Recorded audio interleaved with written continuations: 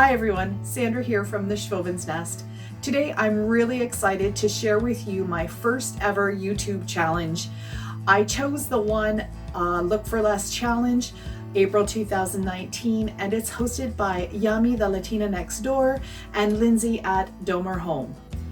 In this challenge, we were asked to find a home decor item that was out of our price range and recreate it for less. What I decided to do for the Look for Less challenge is a set of 2 picture frames. They could be farmhouse or they could be coastal.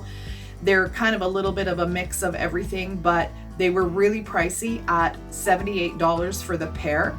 And I was able to use a lot of dollar store items to recreate the look. I hope you enjoy it and I hope you get some inspiration.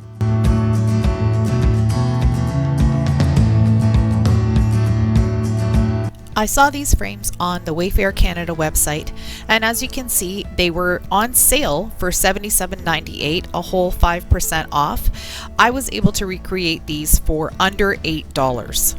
So the supplies you'll need for this Look for Less challenge are 2 frames, 5x7 in size. It doesn't matter what the exterior of the frame looks like because we're going to be covering that up.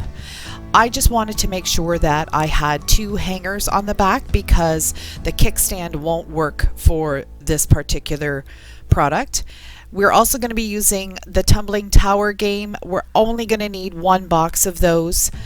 And then finally, what we're going to be needing is a couple of colors of chalk paint. I'm going to be using the Chiffon Cream chalk paint by Martha Stewart, and I'm also going to be using the Rust-Oleum Aged Gray.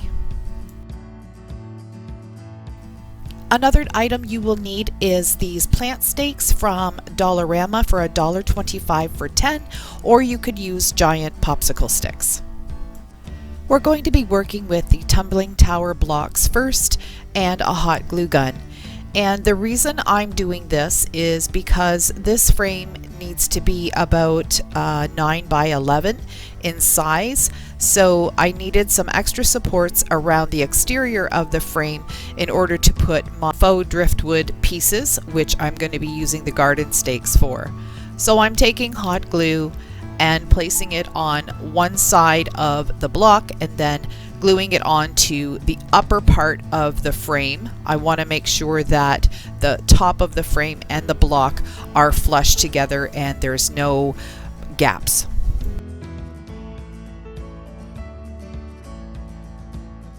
I laid the Jenga blocks out ahead of time and made sure that the pattern I was using was going to work all the way around because I didn't want to have to cut any of these blocks down, and it seemed to work just fine using 4 blocks across one side, having the edge hang over, and then I could just continue all the way around.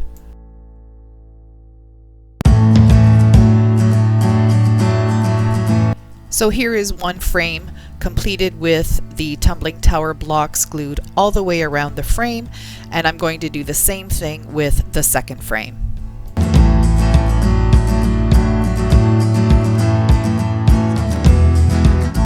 The next step is to start taking the garden stakes or the giant popsicle sticks and cut them in a way that they match the pattern of the original item, which I will show here now, and then I'll be able to just follow that along and make sure that it looks very similar.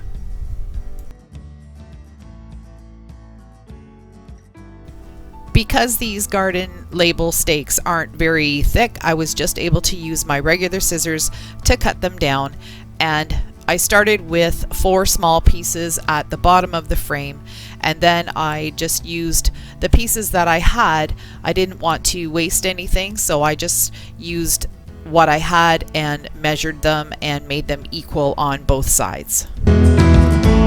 For the side pieces, I started playing around with all the bits and pieces that I had because I didn't want to glue anything on until I was 100% sure of the pattern and how it would fit.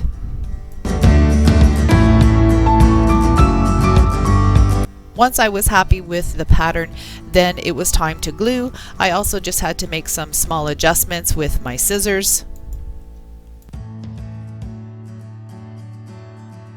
The other thing I want you to take notice of is that I am going off the tumbling tower blocks. I wanted this frame to be the same size as the one that I'm duping, so I did need to just overhang my sticks a little bit more. They're probably about an inch or so over the tumbling tower blocks, but they hold up really nicely with the glue. I didn't get this part on camera, but I did remove the kickstand on the back of both of the frames because I'm making it bigger so the kickstand wouldn't actually work anyhow. That's why I picked up frames that have hooks on the back so I could easily hang them instead. So I've got one side of the frame completed, and now I'm going to duplicate the pattern on the other side of the frame. But I did have to trim down one of the sticks just to get around one of the smaller ones that I had put on there, so I had to create a bit of a corner to get around it, and I also had to do that for the other frame as well.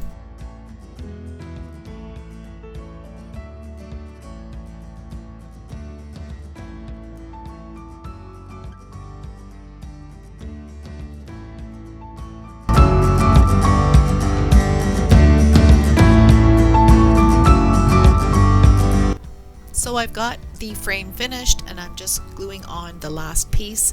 I think it turned out really well and I like the look of it. I didn't think I was gonna really like the way things are turning out, but I really do think it's gonna be a nice looking frame. So what I'm gonna do is continue on with this and repeat the same process for the other frame. Now that I have both frames done, it's time to give them the look of weathered driftwood. So what I'm starting with is the cream chiffon chalk paint, and I'm not putting it on very thick. As you can see, I'm kind of dry brushing it, but I do want to have a good coverage on this, but I'm okay if some of the original wood shows through because that will help to give it more dimension. So I'm dabbing my brush very slightly into the paint. If I get too much on the brush, I use my black bowl there to just dab some of it off, and then I'm gonna just sweep it across and try and get as much color on there without actually fully saturating the boards. Plus I want to be able to still see the joints in between, so I want to make sure I don't use a whole lot of paint because the paint will fill those joints in.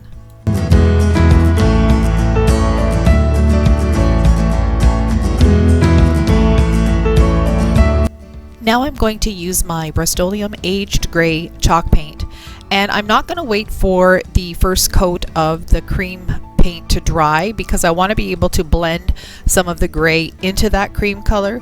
I want to give it a weathered look, but I don't want to use an actual dry brush with it. I want it to be more of a blended color because that's how the actual frame .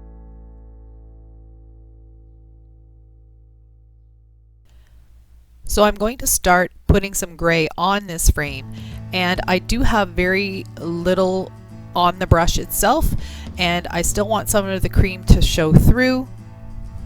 So I'll work the gray through and make sure that I have still some of the cream showing through and referring back to the picture that I'm duplicating.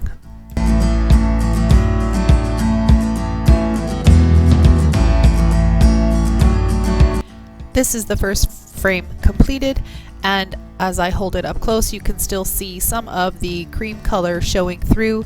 I think it turned out pretty good and looks fairly close to the original frame.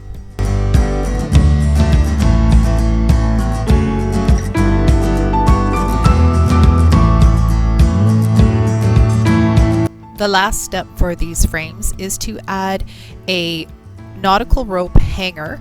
So I'm taking 2 pieces of nautical rope and I've cut them the same length, and I'm just using my hot glue gun to add them to the sides of the frame. I won't be using the nautical rope to actually hang the frames. I'll be using the little metal hooks that are already on the back of the frame itself, but I will end up putting a nail into the wall so it looks like it's hanging from the nautical rope.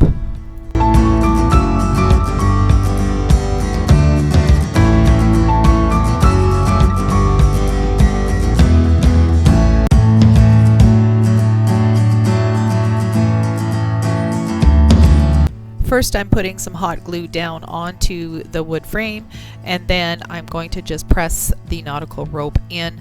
This nautical rope actually is fraying quite a bit, so you're going to see me put some hot glue on top of the rope and smooth it down with my screwdriver just so it prevents it from fraying any further.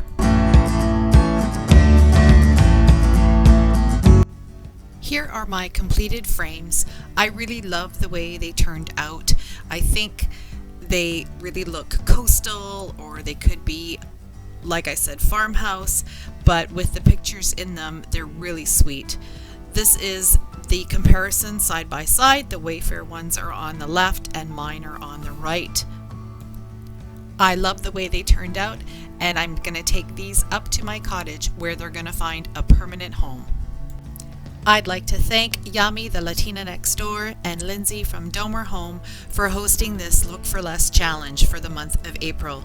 If you liked my video, please give me a thumbs up, subscribe to my channel, and click the bell to get notified when I upload new videos. Have a great Easter!